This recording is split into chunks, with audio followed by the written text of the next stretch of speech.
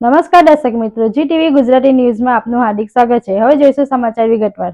Dahod LCB પોલીસે ઘરફોડ ચોરીના 2 આરોપીઓને ઝડપી પાડ્યા। દાહોદ જિલ્લામાં એલસીબી પોલીસે ઘરફોડ ચોરીના ગુનાનો ભેદ ઉકેલી 2 આરોપીઓને ઝડપી પાડ્યા છે। થોડાક સમય પહેલા દાહોદ રૂરલ પોલીસ સ્ટેશન વિસ્તારમાં આવેલા રડિયાતી નામની ભવાની એજન્સી નામની દુકાનમાં ઘરફોડ ચોરી થઈ હતી। ચોરોએ દુકાનમાંથી રોકડ રકમ અને પાન મસાલાની બોરીઓની ચોરી કરી ફરાર થઈ ગયા હતા। બનાવ બાદ એલસીબીની ટીમે ટેકનિકલ સર્વેલન્સ, હ્યુમન સોર્સ અને ખાનગી બાતમીના આધારે તપાસ હાથ ધરી હતી। પેટ્રોલિંગ દરમિયાન મળેલી ચોક્કસ માહિતીના આધારે પોલીસે 2 શંકાસ્પદ ઇસમોને ઝડપી પાડી પૂછપરછ કરતા તેમને ચોરીની કબૂલાત કરી હતી।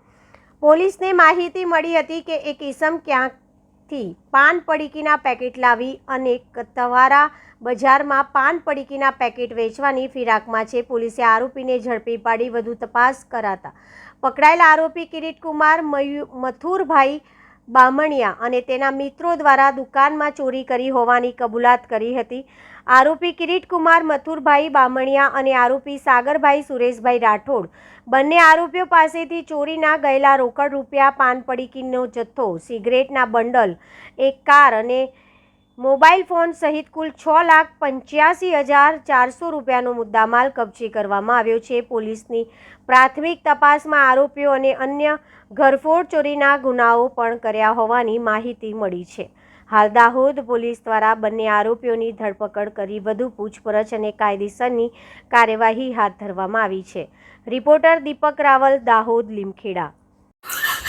દાહોદ રૂરલ પોસ્ટ વિસ્તારમાં ગરવાડા રોડ ઉપર આવેલા ગોડાઉનમાંથી તમાકુ, વિમલ અને અન્ય ચીજવસ્તુઓ અને કેશમાં રોકડ કેશની ચોરી થઈ હતી, ઘરફોડ થઈ હતી। આ ઘટનાની જાણ થતાં જિલ્લા પોલીસ વડા રવિરાજસિંહ જાડેજા સાહેબના માર્ગદર્શન હેઠળ દાહોદ રૂરલ અને દાહોદ એલસીબીની ટીમો કાર્યરત હતી।